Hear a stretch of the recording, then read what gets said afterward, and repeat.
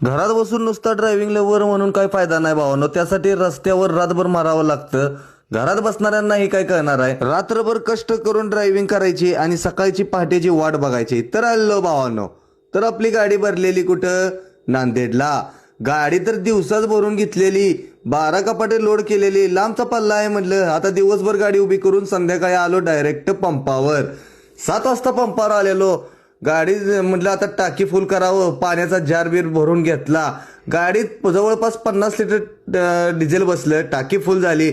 आता म्हटलं टाकी फुल झाल्या म्हणल्यानंतर निघालो, रस्त्याला लागलो आणि आलो डायरेक्ट नागज फाट्याला. नागज फाट्याला आलो. आता सगळा 140 किलोमीटर सगळा सोलापूरपर्यंत सुपर हायवेच आहे, त्यामुळं काही थांबायचं नव्हतं. नाझऱ्याच्या टोलवर पोचलो. मग काय म्हटलं आता जरा कटा आल्यासारखं वाटतोय. आता हायवेच आहे सगळा. जरा घेतली आपली प्रेडेटर आणि सगळा रस्ता मोकळा होता, त्यामुळे आलो डायरेक्ट सोलापूर बायपास रिंग रोडला. रिंग रोडला आपल्याला ही सगळी भाऊबंद आपली फॅमिली मेंबर गाठ पडलेली, चाललेली तुळजापूरला दर्शनासाठी. जावा म्हणलं भावानो सावकाश, थंडी पाण्याचा दिवस आहे, रात्र प्रवास आहे तुमचा, काय विषय नाही. तोपर्यंत ते जात नाही तोपर्यंत आपल्याला ही दोन्ही गाठ जोडीदार आपली गाठ पडली.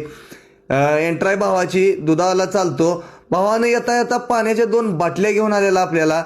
म्हटलं आपल्या बिस्लरीचा पॉईंट पण आहे, काही विषय नाही म्हटलं भावा, धन्यवाद.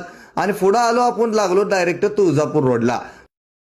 तुळजापूर रोडला लागल्यानंतर यो औषधाचा गडी गाठ पडला. गेला होता सोलापूर मार्केटला कांदा खाली करायला. आता रिटर्न चाललेला औषधाला. चल म्हणलं आता जाऊया दोघं पण संघ. मग काय पुढं आलो, बायपास मारला तुळजापूरचा. आणि हे बघा लांबडी लचक एवढी गाडी पंखन येते, ही पवनचक्क्याचं. लय रिस्की ड्रायव्हिंग भावांनो, तर रिस्पेक्ट करत जावा.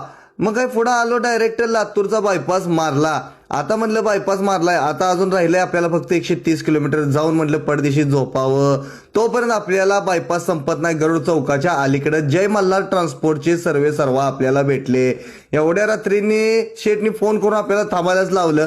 मग काय शेठ बरोबर 2 गोष्ट बोललो, धावतीच भेट घेतली आणि गाडी खाली करून डायरेक्ट आलो औषध आल्यानंतर आपल्याला बिर्याणीवर ताव मारायचा होता. मग काय हिदायत तोपर्यंत आल्यालाच. मग काय सगळ्यांनी आम्ही आपलं जेवण केलं आणि सगळ्यांना आपली गाडी दिसल्यामुळे आपली सगळी फॅमिली मेंबर, औषधातली सगळी ड्रायव्हर लोक भावानो सगळी एकत्र आलो. परत थंडा बिंडा चहा पाणी केला.